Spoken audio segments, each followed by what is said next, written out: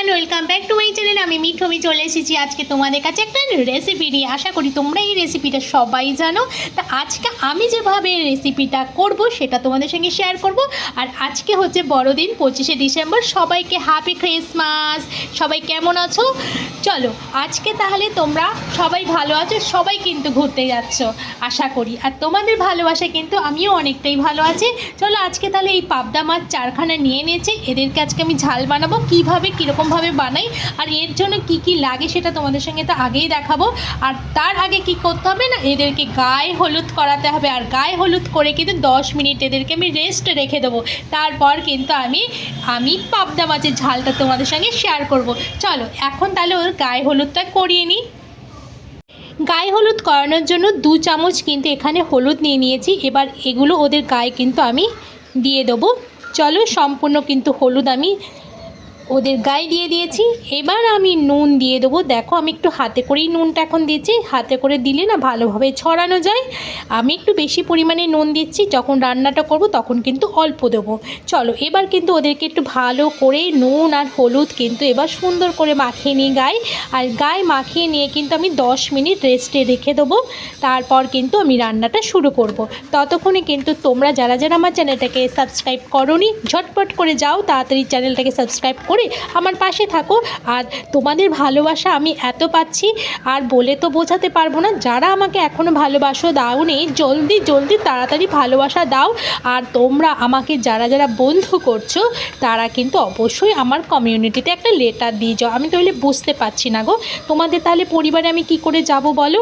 তোমরা আমাকে একটা করে লেটার দিয়ে যাও, তাহলে তোমাদের যেতে আমার খুব সুবিধা হবে। দেখো আমি প্রত্যেকটা মাছকে কিন্তু সুন্দর করে গায়ে হলুদ করিয়ে নিচ্ছি। না সুন্দর করে গায়ে হলুদ যদি না করাই তাহলে কিন্তু যখন আমি মেকআপ করাবো তখন কিন্তু একদম ভালো লাগবে না, তাই না? এই দেখো সুন্দর করে কিন্তু আমি গায়ে হলুদ করে নিয়েছি। আর মেকআপটার সময় দেখবে খুব সুন্দর মেকআপ হবে। আর আমাদের যেমন বিয়ের সময় সবাই সুন্দর করে সাজে, সুন্দর করে গায়ে হলুদ করে, তারপরেই তো তারা মেকআপ করে। তার জন্যই তো অত সুন্দর মেকআপটা ফুটে ওঠে, তাই না? দেখো ভীষণ সুন্দরভাবে কিন্তু আমার দেখো গায়ে হলুদ করা হয়ে গেছে। চলো এবার 10 মিনিট রেস্টে রেখে দিই, তারপর আমি ফিরে আসছি। মাছগুলোকে তো আমি 10 মিনিট রেস্টে রেখে এসেছি। আর এদিকে দেখো আমি কী কী লাগছে সেগুলো তোমাদের একবার দেখিয়ে দিই। কিছুটা ধনে পাতা কিন্তু আমি ছাড়িয়ে নিয়েছি, জলের মধ্যে ভিজিয়ে রেখেছি। আর এদিকে কিন্তু আমি একটা মিক্সার নিয়ে নিয়েছি। এর মধ্যে আমি 1 চামচ দিয়ে দিলাম কালো সর্ষে। আর তার সঙ্গে দিয়ে দিলাম হচ্ছে 4 চামচ পোস্ত। পোস্তের ভাগটা কিন্তু একটু বেশি দিতে হবে, তাহলে কিন্তু ভালো টেস্ট হবে। আর এখানে 2টো কাঁচা লঙ্কা দিয়ে দিলাম। আর দেবো একটু সামান্য হলুদ। এবার কিন্তু এটাকে আমি পেস্ট করে নিয়ে চলে এসেছি। দেখো পেস্টটা কতটা সুন্দর দেখতে হয়েছে না? আর এই পেস্টটা কিন্তু তোমরা কিন্তু ছাঁকনিতে ছেঁকেও দিতে পারো আর এমনিও দিতে পারো। তবে আজকে কিন্তু আমি আর ছাঁকবো না, আমি এমনি দিয়ে দেবো, কেন আজকে অনেকটা বেলা হয়ে গেছে। ছেঁকে করতে গেলে অনেকটা টাইম লেগে যাবে, তাই আমি আজকে আর ছাঁকবো না। ছেঁকে দিলে কিন্তু ভালো লাগে, কিন্তু যাই বলো ওপরে কালো কালো ওই জিনিসগুলো আর দেখতে পাওয়া যায় না। চলো ওদিকে তো আমি ওখানে মশলাটা তৈরি করাই হয়ে গেছে। এরপর আমি কড়াই দেখো আমি গ্যাসে বসিয়ে দিয়েছি।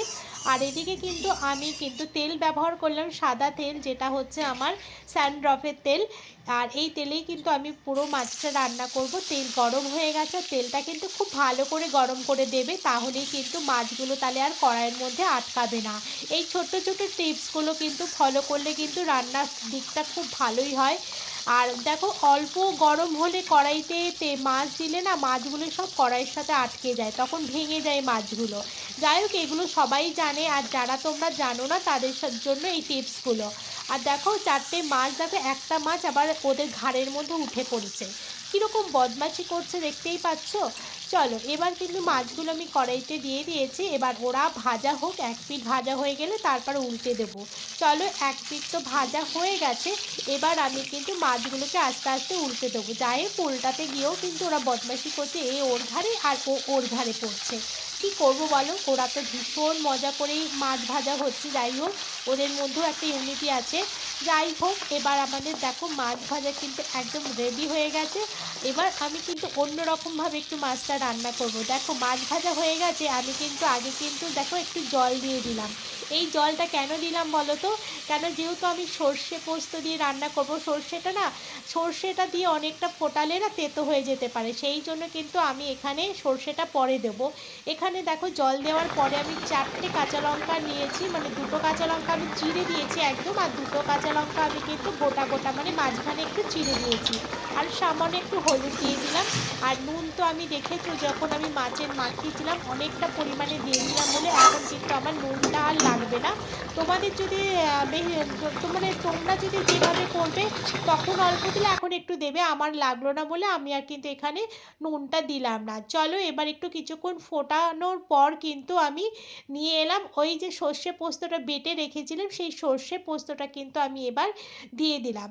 দেখো অনেকটাই কিন্তু সর্ষে পোস্ত দিলে তবেই কিন্তু মাছটার টেস্ট হবে, ভালো হবে। তারপরে আমি দিয়ে দিলাম হচ্ছে একটু ধনে পাতাগুলো কুচিয়ে রেখেছিলাম সেগুলো দিয়ে দিলাম।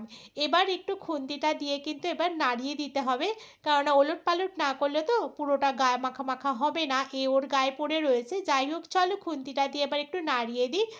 আর এবার নাড়ানো হয়ে গেলে পরে কিন্তু আর বেশিক্ষণ আমাকে রাখতে হবে না, কারণ আমার মাছটা প্রায় সেদ্ধ হয়েই গেছে। এই মাছ তো খুবই তাড়াতাড়ি সেদ্ধ হয়ে যায়।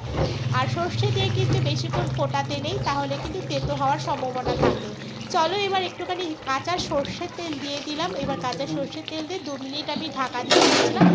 একটা কিন্তু প্লেট নিয়ে চলে এসেছি, এবার আমাকে মাছটা মানে প্লেটে ঢালতে হবে। চলো ঢেলে নিই। আমার তো ঢালা হয়ে গেছে, চলো। দেখতে কতটা সুন্দর হয়েছে দেখেছো? আর আমি যদি পোস্তরও আর সর্ষেটা যদি ছেঁকে দিতাম তাহলে এই যে ওপরে কালো কালো সর্ষে এগুলো কিন্তু হতো না। যাই হোক তোমরা কিন্তু পারলে ছেঁকে করো, ঠিক আছে? ছেঁকে করলে সব থেকে বেশি ভালো হয়। আর মাছের টেস্টটা কিন্তু অসাধারণ হয়। তোমরা একবার এইভাবে করে দেখবে, সবাই মোটামুটি এইভাবে করে খেয়েছো।